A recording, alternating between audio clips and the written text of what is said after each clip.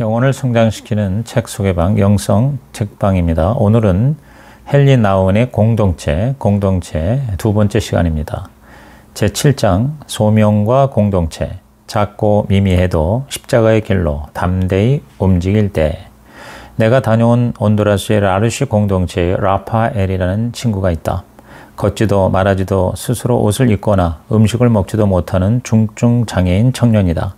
한없이 연약한 라파엘은 주변의 권세자들과 통치자들에게 미혹되어 두려움과 공포에 빠질 게 아니라 속량 곧 해방이 가까웠음을 알고 주님의 임재 안에서 영적으로 당당히 서라고 말하는 것 같았다.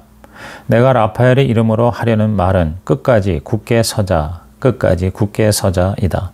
그러려면 기도와 행동이 필요하다. 항상 기도하라 하는 소명은 곧 고난당하시는 그리스도와 긴밀하게 소통하며 살라는 소명이다. 그리스도를 바라보지 않으면 주위의 고난이 우리를 삼켜버릴 것이다. 우리가 영적으로 살아남으려면 낮은 대로 임하시는 그리스도를 모든 피해자들 속에서 알아볼 수 있어야 한다. 우리도 예수님처럼 기꺼이 낮은 대로 가 경쟁에서 국률로, 대립에서 용서로, 권력에서 무력함으로, 개인주의에서 공동체로 옮겨가야 한다. 기도는 우리의 힘없고 연약한 마음이 예수님의 고난당하시는 마음과 이어져서 우리 삶을 그분의 마음으로 살아가는 것이다.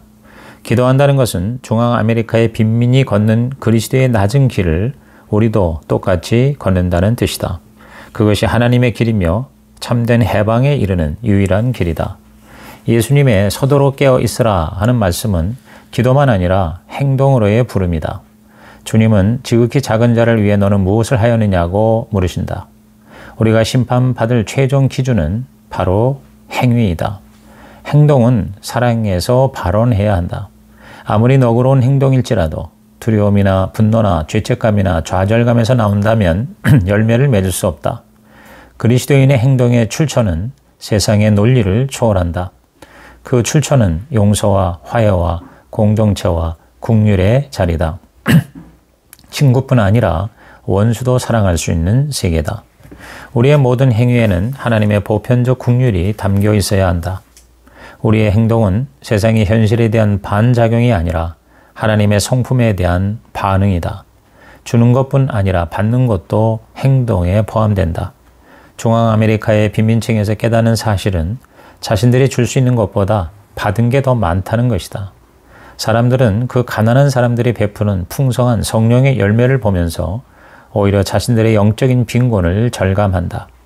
그곳의 빈민은 엄청난 고난 한복판에서도 예수님의 깊은 만지심을 입어 기쁜 소식을 전하는 참된 메신저가 되었다.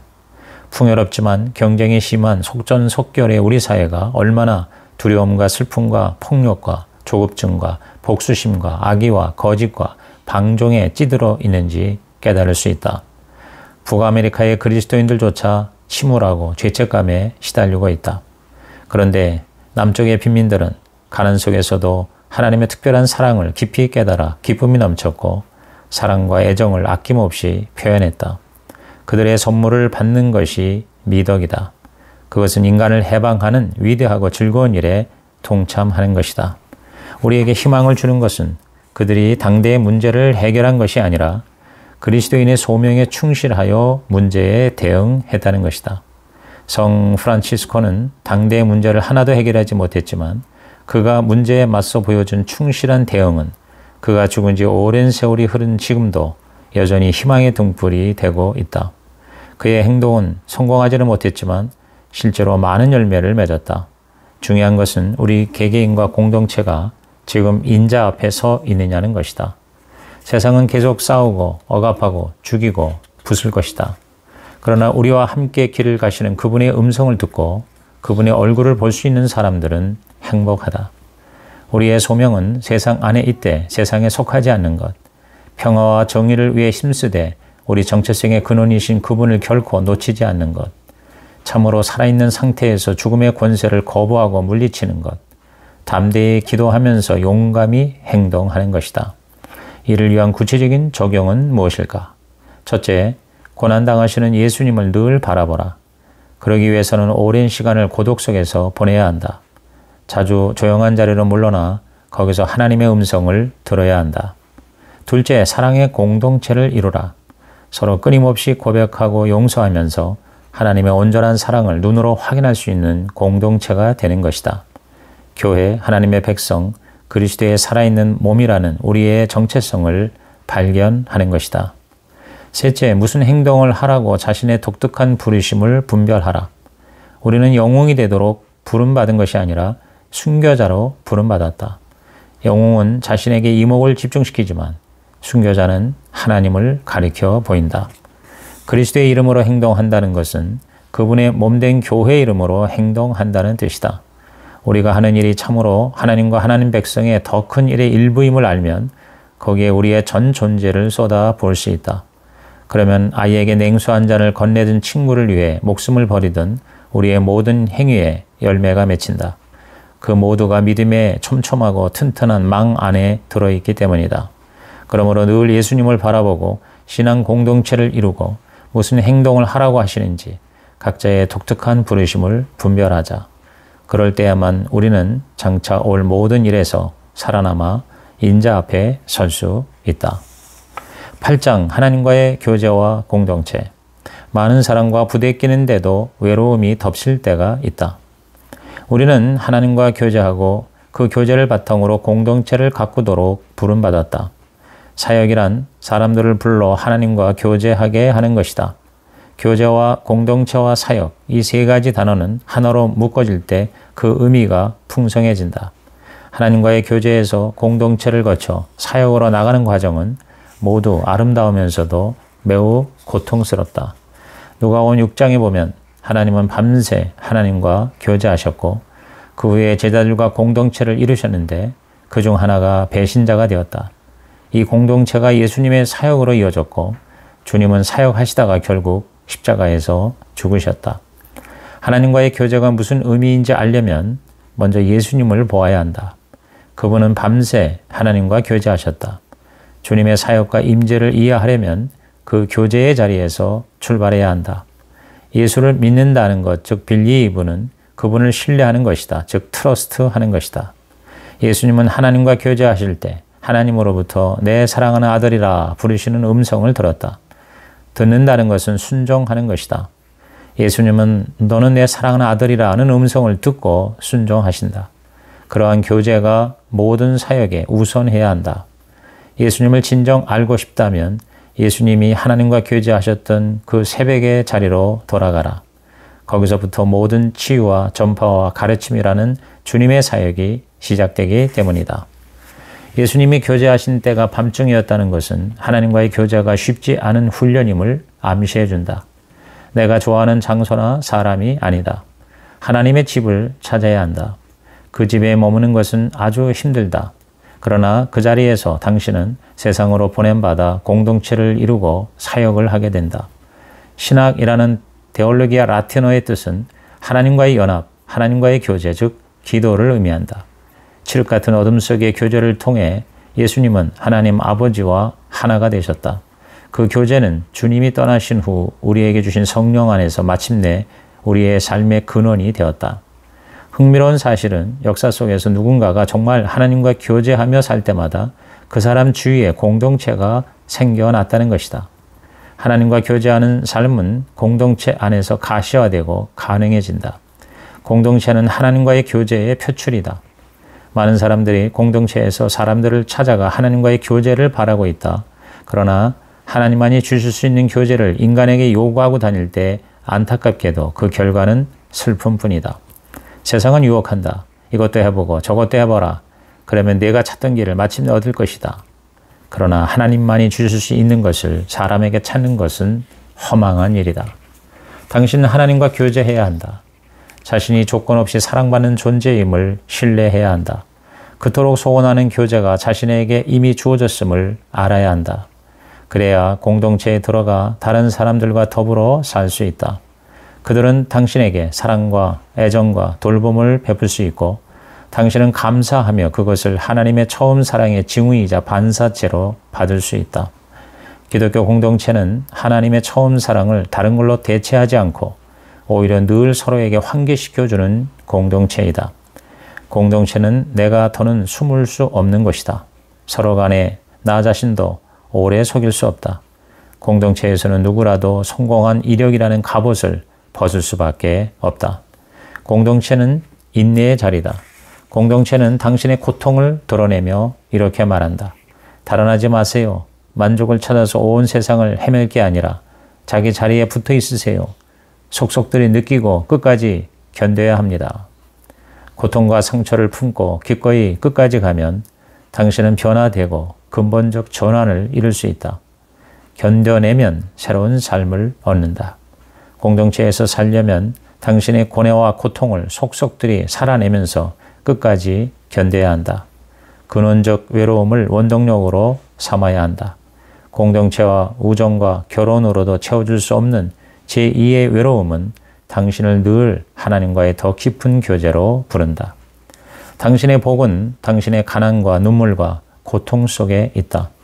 공동체 덕분에 당신은 자신의 가난과 장애에 눈뜨고 자신의 애통과 슬픔을 더 깊이 맛볼 수 있다.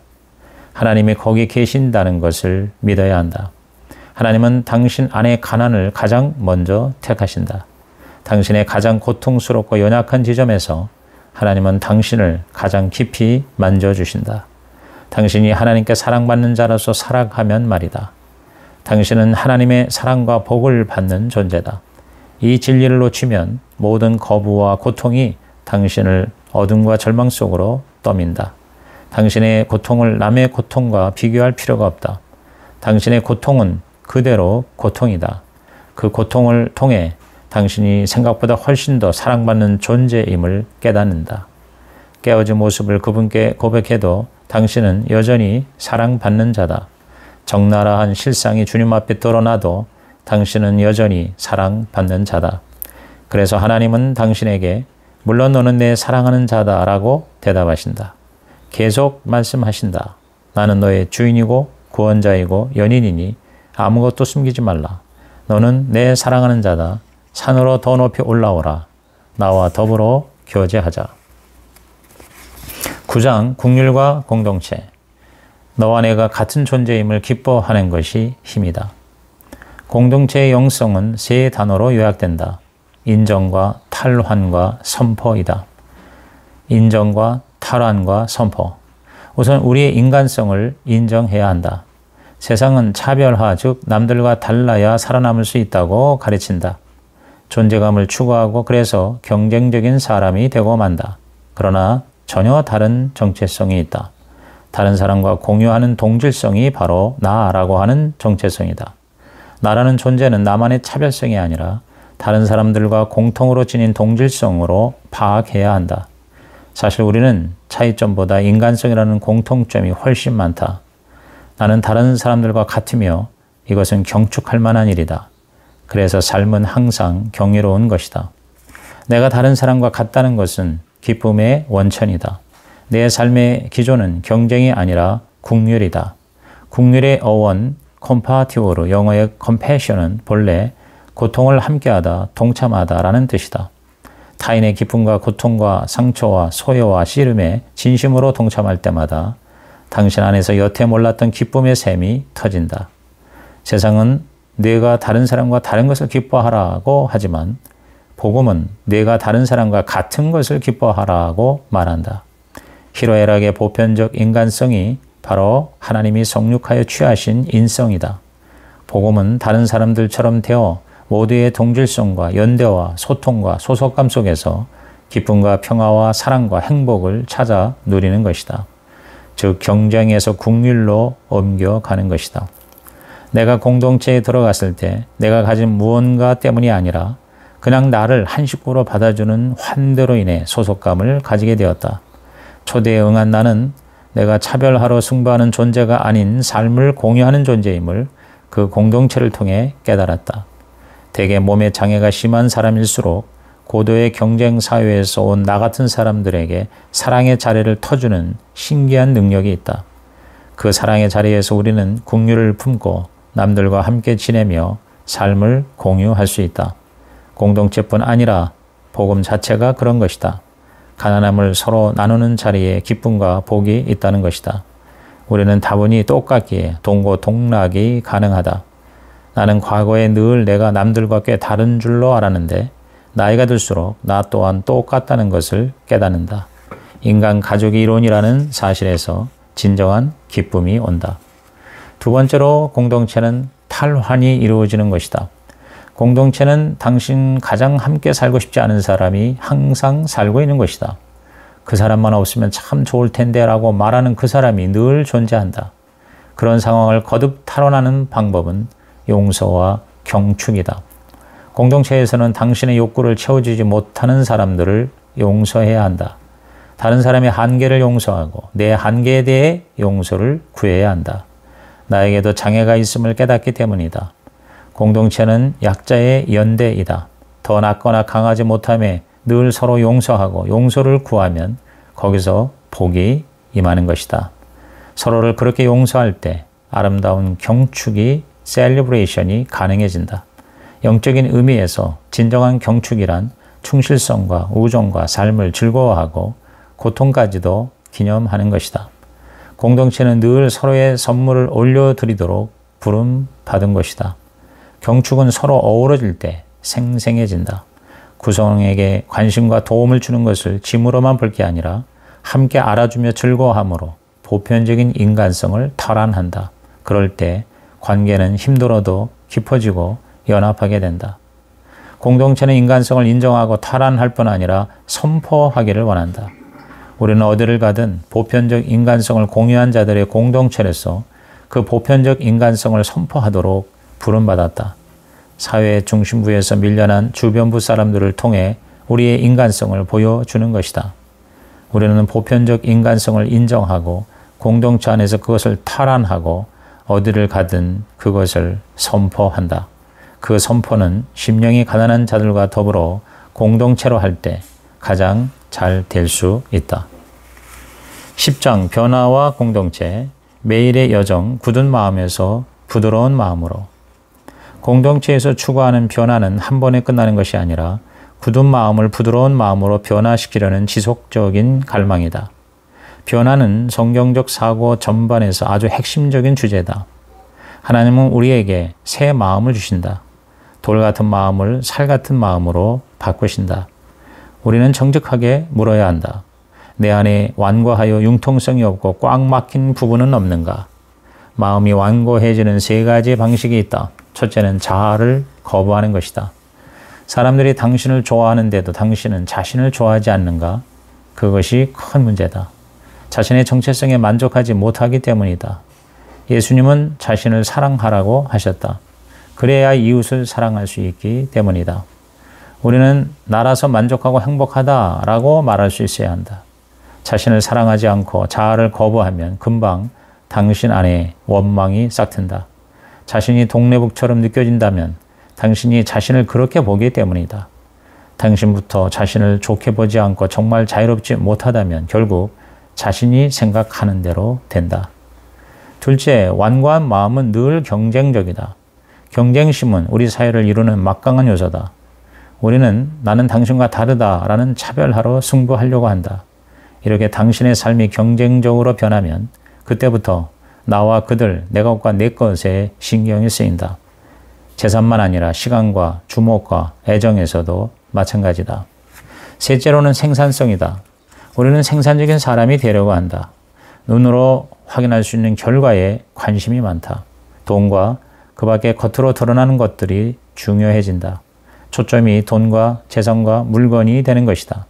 관계에 더는 만족하지 못하면 나는 즉시 다른 것에 관심을 두고 그것을 붙든다. 이렇듯 속으로 자아를 거부하면 자신이 이용당하는 느낌이 들고 경쟁심은 종종 우리를 내 것과 네 것에 신경 쓰게 만들며 생산성의 초점은 물질과 돈이다. 이런 것을 가리켜 규격화된 삶이라고 한다. 그러나 기독교적으로 볼 때 경쟁심과 생산성은 삶의 기초가 아니다. 공동체는 우선 우리가 사람이고 하나님께 선택받고 사랑받는 그분의 자녀라고 말한다. 비록 나 자신이 싫을 때가 있을지라도 기본적으로 내가 하나님께 사랑받는 자녀임을 마음 깊이 안다.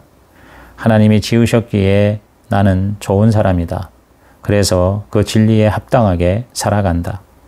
자신이 아름답고 선하고 사랑받는 존재임을 영적으로 내면 깊이 인식하면 당신은 이용당한다고 느껴지지 않는다. 부당한 일 앞에서도 참된 자유를 누리게 된다. 그리고 다른 사람들 안에 있는 선을 볼 수 있다. 세상은 경쟁을 말하지만 복음은 긍휼을 말한다. 진정한 기쁨은 서로의 차이점이 아닌 동질성에서, 공통점에서 비롯된다. 다 같은 인간임을 그냥 기뻐하는 것이다. 하나님은 인간을 사랑하시고 그래서 온 인류를 위해서 인간이 되셨다. 그래서 우리는 서로에게 속한 형제, 자매가 되는 것이다. 긍휼이란 서로 비슷한 부분에서 상대와 함께 있고 싶은 마음이다. 치유와 위로와 위안은 바로 거기서 비롯된다. 세상은 치유, 즉 힐링에는 관심이 없고 치료, 즉 큐어링에만 집착한다. 이 둘은, 즉 치유와 치료는 전혀 다르다. 의사는 각종 약으로 치료할 수 있지만 진정으로 돌보는 것, 즉 긍휼이란 없다. 함께 부르짖지 않는다. 우리가 하는 일은 서로 돌보는 것이다. 한 식구로 더불어 살면서 인간성을 함께 기뻐하는 것이다. 장애인도 결국 똑같은 인류에 속한 형제 자매이며 따라서 귀중한 선물을 우리에게 베풀 수 있다. 우리는 자녀일 뿐 아니라 부모이다. 즉 우리 삶의 소명은 생산성이나 성공이 아니라 열매를 맺는 것이다. 열매는 연약함이 낳는 결과다. 사람들이 서로 약한 모습을 내보일 때 열매가 맺힌다. 빙 둘러 모여서 속임수와 가식을 버리고 솔직해질 때 우리는 공동체가 되어 열매를 맺을 수 있다. 예수님의 삶은 성공한 삶이 아니라 열매를 맺은 삶이다. 사람들은 십자가에 달린 예수를 비웃고 조롱했다. 그런데도 풍성한 열매가 맺혔다. 찢어진 그분의 가슴에서 물과 피가 흘러나와 새로운 삶과 새로운 희망을 주었기 때문이다. 공동체가 바라는 것은 대단한 성공이 아니라 열매이다. 살아남으려면 열매를 맺어야 한다. 열매 맺는 공동체가 되려면 계속 연약한 모습으로 모여야 한다. 약할 때에 열매가 자란다는 것을 믿어야 한다.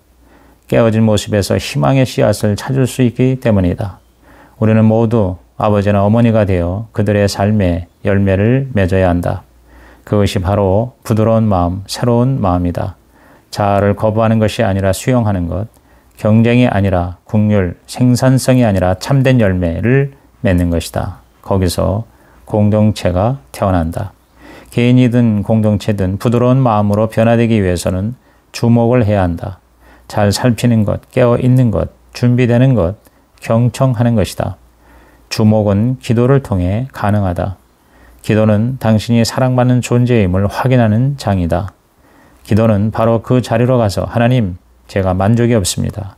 사랑이 더 필요한데 주님만이 제게 그것을 주실 수 있습니다. 라고 아뢰는 것이다. 하나님께 주목하기 위해서는 첫째, 하나님과 독대하는 시간이 있어야 한다. 둘째, 공동체로 합심 기도를 드려야 한다. 하나님이 베푸시는 작은 은혜를 매주 혹은 매일 꾸준히 서로 발표하고 나누어야 한다. 한편으로는 홀로 고독의 시간을 가지고 또 다른 편으로는 한 몸으로 더불어 사는 삶을 가꾸는 것이다. 말씀이든 성찬이든 누군가의 짧은 묵상이든 나는 공급받고 양육되어야 한다. 그렇지 않고는 살 수 없다. 다음으로 순간에 주목하는 것이다. 우리의 생각은 종종 과거 아니면 미래에 가 있다. 지난 일로 죄책감이나 수치심에 빠지든지 아니면 앞날을 걱정하느라 지금이라는 현재에 있지 못하다. 당신은 지금 어디에 있는가? 당신이 지금 여기에 있는 만큼 하나님이 역사하신다. 우리가 온전히 지금 여기에 있다면 성령의 역사로 지붕이 뚫릴 것이다. 그런데 대개 우리는 사방에 흩어져 있다. 공동체의 가장 중요한 시간은 식사 시간이다. 식사는 공동체를 실천하는 순간이다. 함께 먹을 때 우리는 음식만이 아니라 정신과 영적인 양분을 얻는다. 식사 시간은 신성한 시간이다. 내 입맛대로 먹는다라는 광고처럼 산다면 공동체를 이룰 수 없다. 그 자리에서 현재의 일에 힘쓰는 것이 공동체의 본질이다. 공동체의 소중한 영성은 당신이 하는 모든 일을 신성하게 하는 것이다. 빨래나 설거지를 할 때도 하나님은 당신 곁에 계신다. 그냥 바쁘게 일하는 것이 아니라 주님의 종으로 현존하는 것이다. 무슨 일이든 지금 여기서 온전히 그 일을 하는 것이다. 하나님과 순간에 주목하고 그 다음에는 가난한 사람을 주목해야 한다. 예수님은 가난한 자를 돌보는 자가 복이 있다고 하지 않으시고 가난한 자가 복이 있다라고 하셨다. 상처나 가난의 자리로 갈 때 영적으로 빛과 희망과 기쁨과 평화를 얻는다. 가난은 그 자체로는 매력이 없는 것이다. 그래서 정말 믿어야 할 것이 있다. 늘 마음에 집중하면 거기서 복이 숨어 있다는 것이다. 이것이 내게 복이 됨을 믿습니다. 가난한 사람에게서 받는 복입니다. 반대로 내 가난은 다른 사람에게 복이 됩니다. 이렇게 훈련하려면 함께 연약해져야 한다. 개인과 공동체가 하나님께 주목하면 그분은 내가 너를 사랑한다 라고 말씀해 주신다. 순간에 주목하면 당신의 식사 시간과 대화와 공동체 생활 속에 하나님이 함께 계심을 깨달을 수 있다. 가난한 사람에게 주목하면 하나님이 늘 복을 주신다. 그럴 때 당신 안에 그분이 태어나시고 당신은 준비된 마음으로 그 어린아이를 영접한다. 그때 주님이 오셔서 말씀하신다. 내가 너와 함께 있다. 나 스스로 아주 작아졌다. 그러니 너는 두려워하거나 염려하거나 불안해하지 말아라. 이상으로 헨리 나우먼의 공동체 제2편을 마칩니다.